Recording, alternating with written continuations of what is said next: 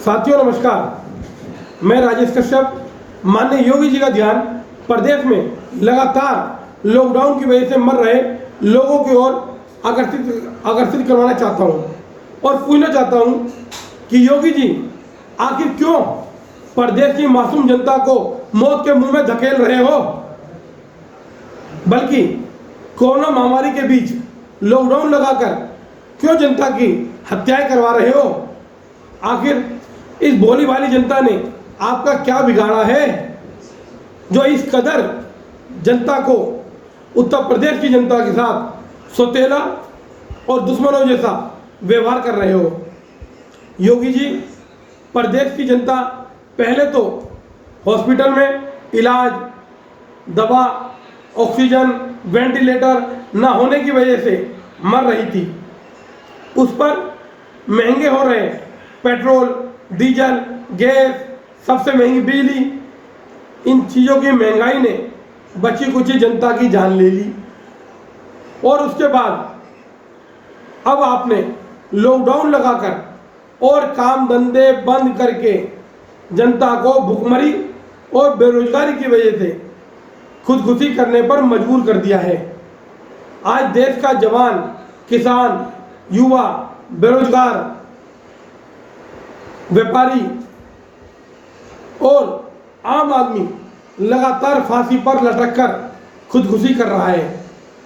और मैं तो कहता हूं यह खुदकुशी नहीं है, बल्कि आपकी गलत नीतियों की वजह से आपके द्वारा इनकी हत्याएं की जा रही हैं।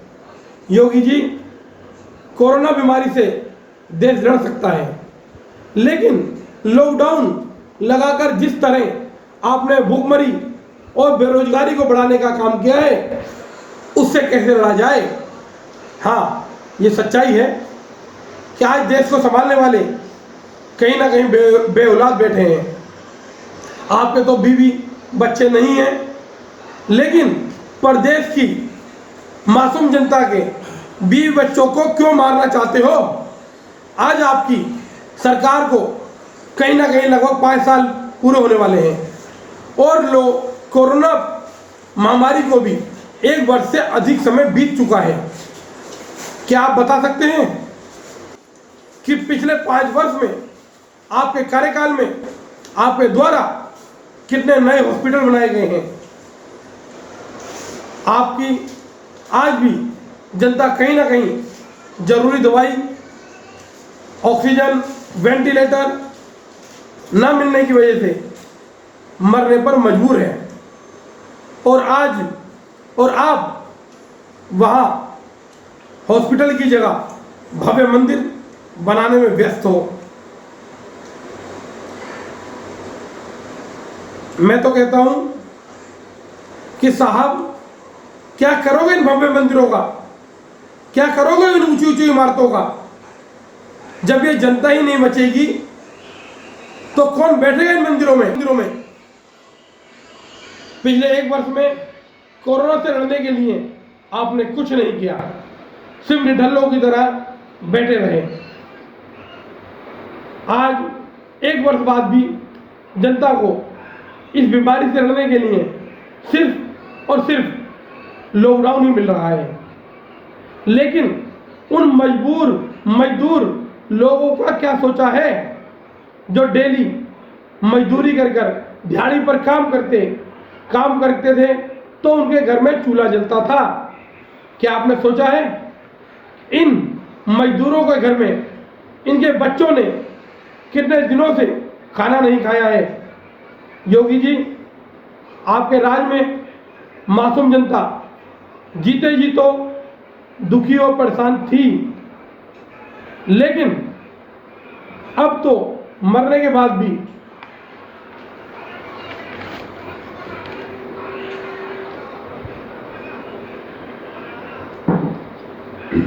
आज मरने के बाद भी लोगों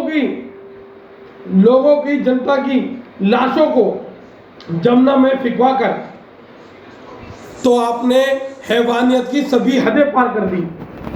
अब तो आपके राज में जीना तो छोड़ो, बल्कि जनता को मरने से भी डर लगता है, क्योंकि पता नहीं कल जनता की लाश को किस नाले में, किस नदी में फेंक दिया जाएगा। आखिर इतनी नफरत क्यों योगी जी? जनता जवाब जानना चाहती है कि पहले तो आपने जनता से शिक्षा लेने का हक छीन लिया, फिर नौकरी व्यापार करने का हक भी छीन लिया, अब जरूरी इलाज ना देकर जीने का हक भी छीन लिया। लेकिन अब तो हद हो गई। अब तो आपने प्रदेश की जनता को इज्जत से मरने भी नहीं देना चाहते हो। अब तो इनसे इज्जत से मरने का हक भी छीनना चाहते हो। आज हमें शर्म आती है कि हमने आपके जैसा इंसानियत और मानवता विरोधी मुख्यमंत्री चुना है। योगी जी, कुछ तो शर्म करो, कुछ तो रहम करो इस मासूम जनता पर।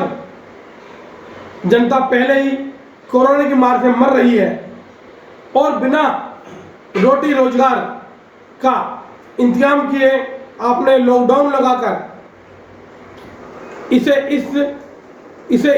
मासूम जनता को इतना मत सताओ कि जनता का इंसानियत और मानवता से भरोसा ही उठ जाए।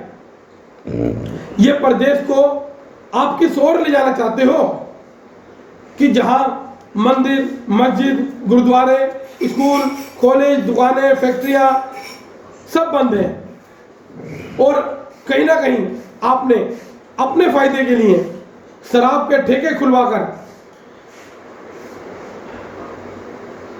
इस मासूम जनता पर तेरा चौतरफा अत्याचार करने का काम किया है।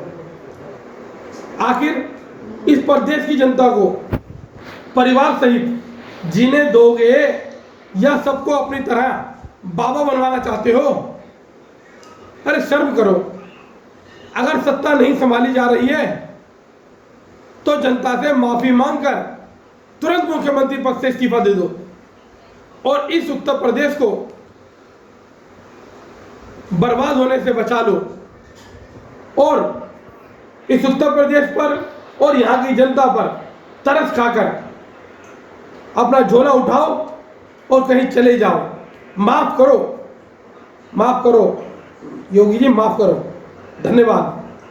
जय हिंद, जय भारत, जय संविधान, जय समाजवाद। मैं राजेश कश्यप, समाजवादी पार्टी से संभावित प्रत्याशी, विधानसभा 122, फरीदपुर, बरेली, उत्तर प्रदेश। नमस्कार।